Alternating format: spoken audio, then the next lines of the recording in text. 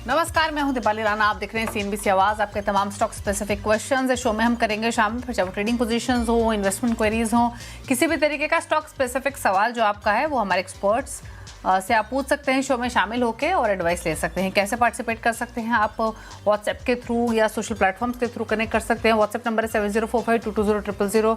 अपना नाम लिखिए, अपना सवाल लिखिए और व्हाट्सएप कर दीजिए अपना क्वेश्चन। ये शो लाइव भी जा रहा है सोशल प्लेटफॉर्म्स पर, आप लाइव देख भी सकते हैं, क्वेश्चन भी पोस्ट कर सकते हैं #आस्कआवाज लिखकर। आज हमारे साथ है ट्रेडर और मार्केट एक्सपर्ट अमित सेठ, आपकी सभी क्वेरीज को आंसर करने के लिए। क्या हुआ प्रीवियस सेशन में उसका एक क्विक रिकैप और अगले सेशन की करते हैं अब तैयारी आपके सवालों को शामिल करने से पहले। तो अक्टूबर एक्सपायरी के दिन बाजार में वॉलेटिलिटी रही। आखिरी घंटे में बाजार लोअर लेवल से सुधार कर बंद हुआ। सेंसेक्स 151 पॉइंट गिरा तो निफ्टी 30 पॉइंट फिसल कर बंद हुआ। मिड कैप स्मॉल कैप्स की फ्लैट क्लोजिंग हुई आज के कारोबार में। क्या स्ट्रैटेजी आपकी रह सकती है अगले सत्र की, इस पर करते हैं बातचीत। अमित नमस्कार, बताइए पहले तो आज का सेशन शुरुआत बेहतर हुई, उन स्तरों पर टिक नहीं पाया मार्केट, दिन के लोअर लेवल से फिर थोड़ा सा संभल कर क्लोज हुआ। अगले सत्र के लिए क्या रणनीति आप रेकमेंड करेंगे, क्या व्यू है? Pali ma'am and good evening to all the viewers. जी डेफिनेटली आज का सत्र थोड़ा सा वॉलेटाइल रहा, ऑल्दो हमने अपने जो इंट्राडे लॉसेस थे वो रिगेन कर लिए टुवर्ड्स द एंड, बट अगर मोरलेस देखिए तो वॉलेटिलिटी बहुत ज्यादा थी आज बाजार में। पिछले 2-3 दिनों से बाजार एक रेंज में कंसोलिडेट कर रहा है। दैट वाज क्वाइट ऑब्वियस क्योंकि हमने मार्केट्स में एक शार्प रन अप प्रीवियसली देखा था। थोड़ा सा मार्केट एक्सटेंडेड हो गया है 10 डेमा से, तो इसीलिए पिछले 2-3 दिनों से कंसोलिडेशन चल रहा है। मुझे लग रहा है कि ये कंसोलिडेशन 1 से 2 दिन और चलेगा। Range broader range of the market फिलहाल जो मुझे देख के चार्ट्स नजर आता है that is 25,800 on the down side और 26,100 एक रेजिस्टेंस की तरह एक्ट करेगा। आज के सत्र में भी हमने देखा कि मार्केट ने एक रिवर्सल 25,810 के लेवल से दिखाया। तो बेसिकली अगर हमें कोई भी डिप मिले टुवर्ड्स 25,850 860 तो 50 पॉइंट स्टॉप के साथ हमें लॉन्ग जाना चाहिए। टारगेट्स हमारे 26,000 26,100 के रहेंगे। तो बाय ऑन डिप्स का है, लेकिन दायरे में बाजार ट्रेड करेगा देख के ऐसा लग रहा है। निफ्टी बैंक इज थोड़ा सा ज्यादा वेल पोजिशनड है, ऑलमोस्ट डेज हाई पे यहाँ पे हमने क्लोजिंग देखी। यहाँ पे थोड़े से आउट परफॉर्मेंस हमें नजर आ रही है because PSU banks are doing well, HDFC bank अच्छी तरह से होल्ड कर रहा है। तो यहाँ पे अगर हम देखें तो सपोर्ट लगभग हमारा आता है 57,800 के आसपास। कोई भी कारणवश हल्का फुल्का डिप मिले तो ये लेवल्स 57,800 के एक स्टॉप से यहाँ भी हमें लॉन्ग जाना चाहिए। थोड़ा सा कंसोलिडेशन है बट बायस पॉजिटिव है। 58,500 58,600 तक के लेवल्स हम निफ्टी बैंक में देख सकते हैं। ओके, स्टॉक स्पेसिफिक ट्रेड्स क्या रेकमेंड करेंगे आप? जी 2 सेक्टर्स बाजार में काफी अच्छे चल रहे हैं, पीएसयू बैंक्स और दूसरे मेटल्स। पीएसयू बैंक्स में काफी कवरेज हमने ऑलरेडी देख ली है, लेकिन मेटल्स अब नए सिरे से इमर्ज हो रहे हैं। तो यहाँ पे मुझे टाटा स्टील का स्ट्रक्चर काफी पॉजिटिव लग रहा है। टाटा स्टील का स्ट्रक्चर देख के लग रहा है कि ये स्टॉक अपने 52 week high all time high की तरफ जा रहा है। एक 177 176 का हर्डल था जो स्टॉक ने अच्छे से क्रॉस कर लिया विद गुड वॉल्यूम्स। तो टाटा स्टील बाय करे, ज्यादा बड़ा स्टॉप लॉस नहीं रखना है।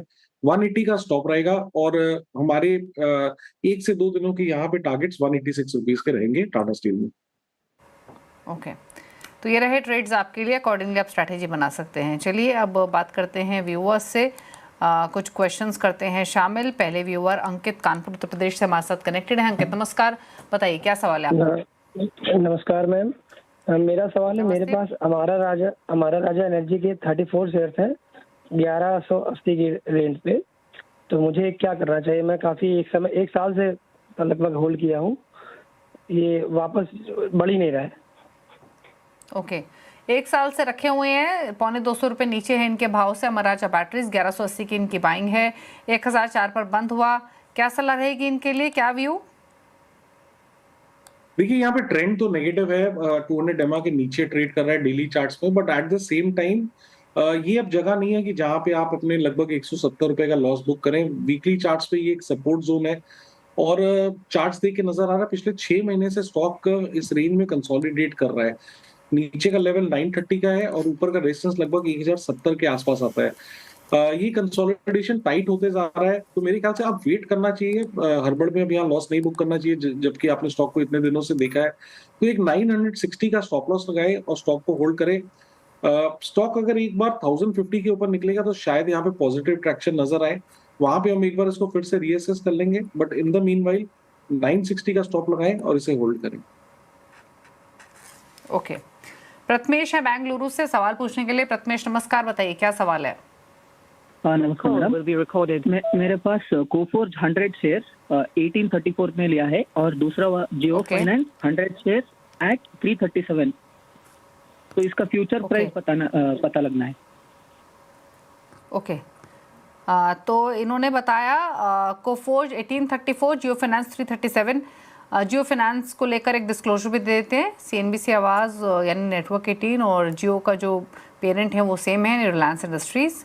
तो कोई भी सलाह, आप कोई भी स्ट्रैटेजी बनाएं, अपने वित्तीय सलाहकार की राय ज़रूर लें। लेकिन प्रथमेश जी, मैं आंसर लूँ अमित से, उससे पहले आपका होराइजन क्या है इन स्टॉक्स में? लॉन्ग टर्म एक साल Okay. तो पकड़ देंगे। लॉन्ग टर्म का व्यू है, क्या सलाह रहेगी? जी पहले जियो फाइनेंशियल से स्टार्ट करते हैं। हम यहाँ पे बिल्कुल होल्ड करने की सलाह है। पिछले 4 हफ्ते से अगर हम देखें, 4 वीक्स की रेंज देखें, तो काफी एक टाइट कंसोलिडेशन में स्टॉक फंसा हुआ है। नीचे में लगभग रेंज 300 की है और ऊपर में स्टॉक रेजिस्टेंस ले रहा है 315 के आसपास। ये रेंज टाइट होती जा रही है। I think it's due for a breakout. In the meanwhile structure को देखते हुए और जिस हिसाब से प्लेसमेंट है चार्ट की, कंसोलिडेशन मोड में लग रहा है, ये पॉजिटिव कंसोलिडेशन है। आप एक 290 रुपए का थोड़ा सा डीप स्टॉप रहेगा क्योंकि इनका नजरिया लॉन्ग टर्म का है। 290 का स्टॉप लॉस लगाएं और इस स्टॉक में बने रहें। जियो फाइनेंस में ये सलाह है। रही बात कोफोर्ज की, कोफोर्ज का भी स्ट्रक्चर पॉजिटिव है। आज के सत्र में हमने यहाँ पे पहले स्टार्टिंग में इनिशियली गैप अप देखा था। कल के क्लोजिंग से प्राइस ऊपर है, लेकिन इंट्राडे गेन्स हमने कोफोर्ज में गिव अप कर दिया। यहाँ पे एज लॉन्ग एज 1780 इंटैक्ट है, आप इसमें बने रहें। 1780 का स्टॉप लॉस लगाएं और कोफोर्ज में बने रहें। ओके बात करते हैं नीलिमा रुद्रपाल अगरतला से हैं। इनका सवाल पूछने के लिए इनके हस्बैंड हमारे साथ कनेक्टेड हैं। बताइए सर, क्या सवाल है? JSW इंफ्रा 297 में बाई किया 1000, तो लॉन्ग टर्म में कैसा होगा? लॉन्ग टर्म का व्यू, जेएसडब्ल्यू इंफ्रा 297 की बाइंग है, अभी खरीदा है इन्होंने। क्या सलाह रहेगी इनके लिए? जी जेएसडब्ल्यू इंफ्रा में ज्यादा लॉस नहीं है इनको। थोड़ा सा यहाँ पे स्ट्रक्चर नेगेटिव है। वीकली चार्ट्स पे लगभग सपोर्ट आता है यहीं पे 292। अगर वो टूटता है तो थोड़ी सी दिक्कतें बढ़ जाएंगी। पिछले 4-5 हफ्ते से स्टॉक ड्रैग ही कर रहा है। और रही बात डेली चार्ट्स की, तो वहां पे भी स्टॉक ने अपना 200 एक्सपोनेंशियल मूविंग एवरेज ब्रेक कर दिया है। तो थोड़ा भी उछाल है तो यहाँ से निकलने की ही सलाह है। ओके बात करते हैं मनीष से। मनीष शाह नई दिल्ली से हमारे साथ कनेक्टेड है। मनीष नमस्कार, बताइए क्या सवाल है आपका? मैडम मैं इंडियन होटल के लिए है 770 पे। ओके तो उसको मैं 7 मंथ तक अभी होल्ड कर 7 मंथ्स तक होल्ड कर सकते हैं। 770 की बाइंग है इंडियन होटल में, क्या सलाह इनके लिए? जी 1 सेकेंड।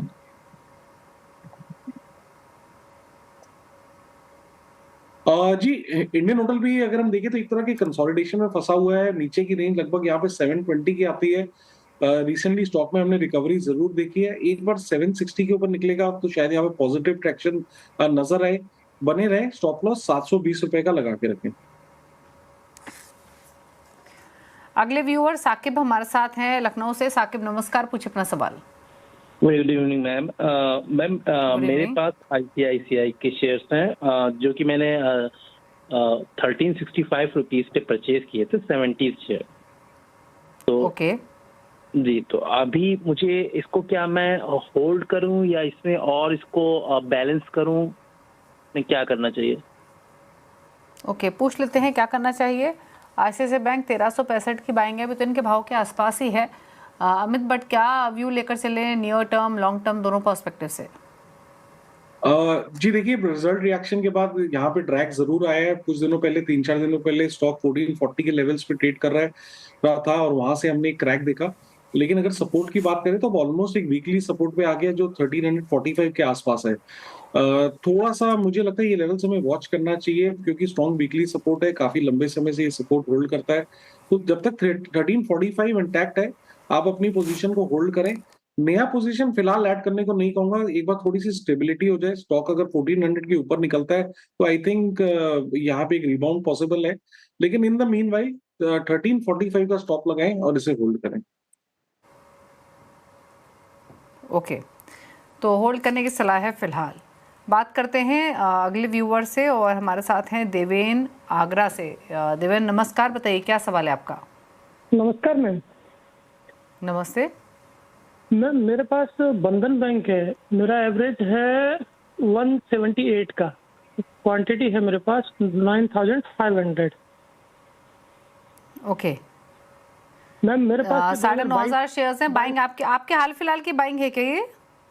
नहीं मैम, मेरे पास दो साल से है ये, एवरेज करते करते मेरा भी 178 पे है। ओके, तो ये एवरेज बाइंग है 178 की, अब इनके भाव के आसपास पहुंचा है ये स्टॉक, क्या करें? जी नहीं, यहाँ पे तो बिल्कुल होल्ड करने की सलाह है। स्टॉक 200 डेमा के ऊपर निकला है और एक रेंज ब्रेकआउट यहाँ पे नजर आ रहा है। काफी टाइट कंसोलिडेशन हुआ था स्टॉक का, रिसेंटली बेस बनाया लगभग 155 से 169 के लेवल पे, और इनफैक्ट आज के सत्र में यहाँ पे कैंडल स्ट्रक्चर काफी पॉजिटिव है। तो आप बने रहे, इमीडिएट हर्डल इसका 179 बनता है, 179 क्रॉस होगा तो मेरे ख्याल से 184 तक के लेवल्स पॉसिबल है। बने रहे, स्टॉप लॉस यहाँ पे लगभग लगा के आप रखिए 171 रुपीज तक। ओके, बात करते हैं रमेश कुमार से, जयपुर से हैं अगले व्यूअर हमारे साथ। रमेश नमस्कार, पूछिए अपना सवाल। हाँ सर, ये 40 चेन्नई पेट्रोलियम तो 783 में ली हुई है, 1 साल से ज्यादा टाइम हो गया। Okay, Chennai petroleum. ठीक है, तो 1 साल से ज़्यादा का समय हो चुका है जैसे आपने बताया, और 789 के आपके बाइंग है। फाइनली आप 54 रुपये के फायदे पर पहुंचे हैं। पूछ लेते हैं क्या सलाह रहेगी, क्या व्यू रहेगा इनके लिए, क्या करेंगे इस पोजीशन में। चेन्नई पेट्रो 843 पर बंद हुआ आज के सेशन में। जी, ये भी स्टॉक पिछले 7-8 महीने से एक साइडवेज कंसोलिडेशन में था। आज के सत्र में हमने यहाँ पे एक स्ट्रॉन्ग प्राइस एक्शन देखा है। स्टॉक लगभग 10% अप था और वॉल्यूम्स यहाँ पे काफी स्ट्रॉन्ग है। इमीडिएट प्राइस एक्शन को देखते हुए यहाँ पे होल्ड करने की सलाह है, लेकिन स्टॉप लॉस एक आप टाइट लगा के रखें 820 रुपीज का। थोड़ा बहुत गैप रेजिस्टेंस यहाँ पे आ रहा है लगभग 860 का। 860 अगर क्रॉस होगा तो आई थिंक और भी ज्यादा पॉजिटिव ट्रैक्शन देखेंगे, लेकिन आज के प्राइस एक्शन और वॉल्यूम्स को देखते हुए 820 का स्टॉप लॉस लगाएं और इस पोजीशन में बने रहें। ओके, होल्ड करने की सलाह है चेन्नई पेट्रो। बात करते हैं नरेंद्र से, बेंगलुरु से कनेक्टेड है। नरेंद्र जी नमस्कार, पूछिए अपना सवाल। नमस्ते जी, मेरे पास IEX के शेयर हैं 186 रुपीज ईच। ओके, तो उसको क्या करना चाहिए? एवरेज और भी करते जाना चाहिए या सेल कर दें? पूछ लेते हैं, आपका लंबी अवधि का व्यू होगा, एज्यूम करके चल रहे हैं? हाँ जी, मैंने पहले ये 2021 में लिया था। ओहो, ऑलरेडी एक समय हो चुका है यानी आपके इस निवेश को। हाँ, फिर उसके बाद उन्होंने बोनस शेयर्स भी दिए थे, 20 शेयर के उन्होंने 40 शेयर दिए थे बोनस। ओके, क्या करें इस पोजीशन में, ये क्या सलाह रहेगी अमित? जी देखिए, चार्ट स्ट्रक्चर तो पॉजिटिव नहीं है। Only thing positive in the stock is कि ये अपने वीकली सपोर्ट से रिबाउंड कर रहा है, जो कि लगभग 135 के आसपास है। स्टॉक ने जरूर 10, 20 और 50 डेमा क्रॉस किया, लेकिन ओवरहेड रेजिस्टेंसेस यहाँ पे बहुत ज्यादा है। इसको टाइम लगेगा ऊपर जाने में, तो कोई भी उछाल आए जहां पे इनका लॉस कम हो तो यहाँ से निकलने की कोशिश करें। जडेजा है हमारे साथ अगले व्यूअर, जामनगर गुजरात से। जडेजा नमस्कार, बताइए क्या सवाल है आपका। Good evening ma'am. बताइए क्या क्वेश्चन है आपका। मैम मेरे पास में LNT के 24 शेयर्स है at the rate of 3691। Okay, और दूसरा है BL है मेरे पास में 191 279 शेयर्स है मैम। ओके, मेरा नजरिया है इसमें 2 to 3 इयर्स का मैम। तो इसका प्रोबेबल टारगेट क्या होगा, और मैम क्या इस लेवल पे मैं इसको और ऐड कर सकता हूँ मैम? यही मेरा एक क्वेश्चन है मैम। पूछ लेते हैं क्या सलाह रहेगी। तो BL 279 शानदार मुनाफे में 134 रुपए के, और LNT 3691। क्या सलाह इन दोनों ही शेयर्स में BL और ऐड कर सकते हैं क्या अमित? जी, दोनों ही शेयर्स होल्ड करने की सलाह है। रही बात BL की, थोड़ा सा यहाँ पे साइडवेज कंसोलिडेशन जरूर चल रहा है, बट ओवरऑल स्ट्रक्चर पॉजिटिव है। सपोर्ट लगभग इसका 400-402 के आसपास आता है। जब तक वो लेवल्स इंटैक्ट है आप इसे होल्ड करें। थोड़ी बहुत गिरावट आए तो यहाँ पे ऐड भी किया जा सकता है, लेकिन एक स्टिक स्टॉप लॉस 400 रुपीज का यहाँ पे BL में लगा के रखें। रही बात लार्सन की, लार्सन ने एक लंबे समय के बाद स्ट्रॉन्ग ब्रेकआउट दिया है, स्ट्रॉन्ग प्राइस एक्शन हमने चार्ट में देखा है। नहीं तो ये स्टॉक एक लंबे अरसे से एक साइडवेज जोन में था और यहाँ पे कोई एक पॉजिटिव ट्रैक्शन नहीं आ रहा था, लेकिन फाइनली स्टॉक में एक ब्रेकआउट वीकली चार्ट्स पे भी कंफर्म किया है। होल्ड करें, स्टॉप लॉस यहाँ पे लगभग लगा के रखें 3850 का। ओके, एक और व्यूअर से कनेक्ट करते हैं फटाफट से। जितेंद्र है सूरत से। जितेंद्र नमस्कार, बताइए अपना सवाल। मैं ये उदयपुर से बोल रहा हूँ। मैं जितेंद्र चौरडिया उदयपुर से। फेडरल बैंक की कुछ समय पहले मैंने पोजीशन ली थी और 204 के आसपास भी ऐड किए थे, उसके बाद भी ऐड किए, तो अभी 222 के आसपास मेरे पास कुछ कुल क्वांटिटी 550 शेयर्स की हो गई है। मैं इसको दोनों व्यूज चाह रहा हूँ। एक तो शॉर्ट टर्म मींस बिफोर मार्च 26 एग्जिट करें तो, और एक फिर इसकी होल्ड लॉन्ग करें तो, दोनों बात है। ओके, तो बताइए नियर टर्म लॉन्ग टर्म दोनों व्यू चाहिए 222 की बैंक फेडरल बैंक में। जी फेडरल बैंक का स्ट्रक्चर पॉजिटिव है। अगर हम चार्ट्स देखें तो एक लंबे अरसे से ये स्टॉक फंसा हुआ था लगभग 190 220 के जोन में। जब भी 220 के लेवल्स आते थे हम ये स्टॉक में करेक्शन देखते थे, लेकिन फाइनली वो लेवल्स टेक आउट हो गए हैं। यहाँ पे मोमेंटम इंडिकेटर्स में रीडिंग काफी स्ट्रांग है। इनफैक्ट जो ये चार्ट है, it's a buy on dip chart. कोई भी हल्की फुल्की भी गिरावट आए टूवर्ड्स 225 तो ऐड किया जा सकता है। लॉन्ग टर्म नजरिया इन्वेस्टमेंट का तो बने रहे। 220 का स्टॉप लॉस यहाँ पे लगा के रखें।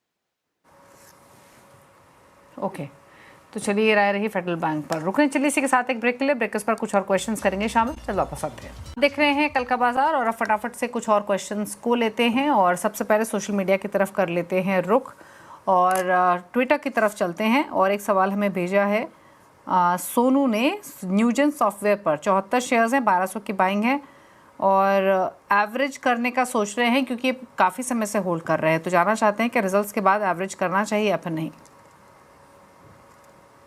जी देखिए यहाँ पे थोड़ा सा वेट करने की सलाह है कि आज के सत्र में जरूर हमने एक स्ट्रॉन्ग मूव देखा। लगभग 11% का मूव था, वॉल्यूम स्ट्रॉन्ग थे। स्टॉक एक लंबे समय से कंसोलिडेट कर रहा था नीचे 860 और ऊपर 954 के लेवल्स पे।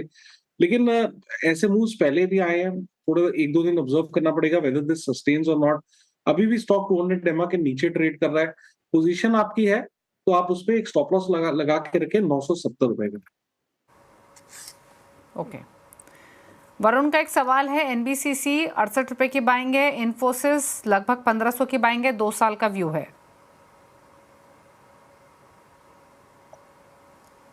जी एनबीसीसी अगर हम देखें तो एक साइडवेज कंसोलिडेशन मोड में है। स्टॉक अपने 10, 20, 50 के ऊपर ट्रेड कर रहा है। लेकिन जब तक ये 118 के ऊपर निकलेगा नहीं, यहाँ पे थोड़ा सा साइडवेज कंसोलिडेशन में ही रहेगा।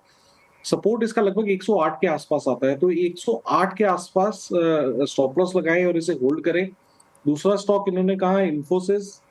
इन्फोसिस की अगर हम बात करें तो रिसेंटली हमने यहाँ पे जरूर पॉजिटिव मूव देखा था।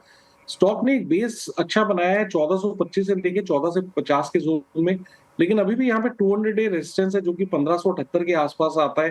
तो थोड़ा सा टाइम जरूर लगेगा। बेस बना हुआ है, स्लोली एंड स्टेडीली इट में इंच अप। स्टॉप लॉस लगा के रखे 1450 रुपए का।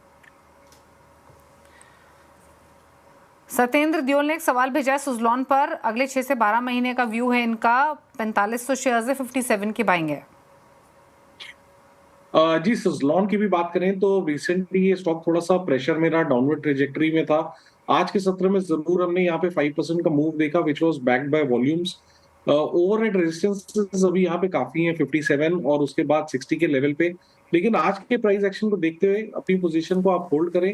स्टॉप लॉस आप आज का लो लगा के रखें, दैट इज 53 रुपीज 60 पैसे। तो 53.5 का एक स्टॉप लॉस लगाएं और इसे होल्ड करें।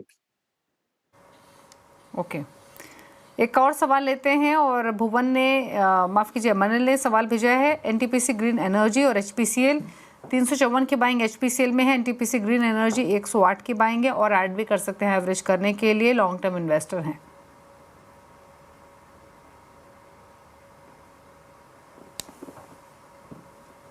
एनटीपीसी ग्रीन की अगर हम बात करें तो ये स्टॉक बेसिकली कुछ कर नहीं रहा है। एक तरह के नीचे के लेवल्स में साइडवेज कंसोलिडेशन मोड में है। इसने जरूर एक हर्डल क्रॉस किया 100 का, लेकिन अगला हर्डल फिर 106 के आसपास आता है। आपकी पोजीशन है तो आप यहाँ पे बने रहे। स्टॉप लॉस लेकिन लगा के रखें 99 रुपीज का। और दूसरा इन्होंने जो स्टॉक कहा हिंद पेट्रो जी OMCs have been doing well और यहाँ पे हिंद पेट्रो का भी प्राइस एक्शन काफी पॉजिटिव है। कल के सत्र में हिंद पेट्रो ने 50 डेमा से एक रिवर्सल दिखाया। ओवरऑल ट्रेंड यहाँ पे पॉजिटिव है, हायर है, हायर लो का स्ट्रक्चर है। तो 452 का प्राइस है, आप एक स्टॉप लगा के रखें यहाँ पे 435 रुपीज का। ओके एक और सवाल लेते हैं। वेंकटेश ने एक सवाल भेजा है दिल्ली से। डेल्टा कॉपर 96 की बाइंग है, 1000 शेयर्स है, लास्ट ईयर खरीदा था इन्वेस्टमेंट के लिए लेकिन अभी होल्ड कर रहे हैं, क्या सलाह? नहीं देखिए, ये चार्ट बहुत खराब है, कंटिन्यूअस प्रेशर में है, कोई भी लेवल्स यहाँ पे होल्ड नहीं हो रहे और कंटिन्यूअसली नीचे के लेवल्स ये दिखा रहा है। थोड़ी बहुत जो रिकवरी आती है that is once again sold into M level of वापस 76 का है। अगर वो टूटेगा तो may be stock will go under more pressure. तो सलाह यहाँ पे यही है कि कोई भी उछाल है जहाँ पर लॉस कम हो तो यहाँ से निकलने की कोशिश करें। एससी गुप्ता का सवाल है कोटा से। टाटा स्टील 158 की बाइंग है, 350 शेयर्स है। दूसरा गोदरेज प्रॉपर्टीज 2387 की बाइंग है, 60 शेयर्स है। जी, जैसे टाटा स्टील में हमने आज के सत्र में आपके शो में बाय कॉल भी दिया है। टाटा स्टील अगर हम थोड़े से लंबे नजरिए के हिसाब से भी देखें तो काफी पॉजिटिव स्ट्रक्चर है। एक लंबे अरसे के बाद स्टॉक ने 177 180 का हर्डल क्रॉस किया है। अच्छी बात यह है कि वॉल्यूम्स के साथ किया है। तो ट्रेडिंग के लिए तो चलो मैंने 180 का स्टॉप लॉस लगाया था, लेकिन अगर थोड़ा सा लंबा नजरिया है तो होल्ड करें। यहाँ पे 200 तक के भी लेवल्स पॉसिबल हैं। पोजिशनल अगर आप होल्ड करते हैं तो 175 का स्टॉप लगा के रखें। रही बात गोदरेज प्रॉपर्टीज की, तो ये भी स्टॉक एक बेस बना के बाहर आ रहा है। काफी स्टॉक ने कंसोलिडेट किया लगभग 2000 के आसपास और एक इंपॉर्टेंट हर्डल इसने क्रॉस किया है। तो जब तक ये 2200 इंटैक्ट है, मुझे लगता है यहाँ पे हायर लेवल्स पॉसिबल है। तो 2200 रुपए का स्टॉप लगाएं और गोदरेज प्रॉपर्टीज को आप होल्ड करें। ओके तो ये राय रही गोदरेज प्रॉपर्टीज पर। चलिए सवाल भी इतने शामिल करेंगे। कोई क्लोजिंग कमेंट आपकी तरफ से अमित? जी, जितने भी स्टॉक्स डिस्कस हुए हैं इनमें मेरी कोई पर्सनल पोजीशन नहीं है। ओके चलिए तो ये रही सलाह इन सभी स्टॉक्स पर। थैंक यू अमित आने के लिए शो में और सभी क्वेरीज को सॉर्ट करने के लिए। Thank you. इसी के साथ एक ब्रेक के साथ भी खबरें जारी हैं। नमस्कार।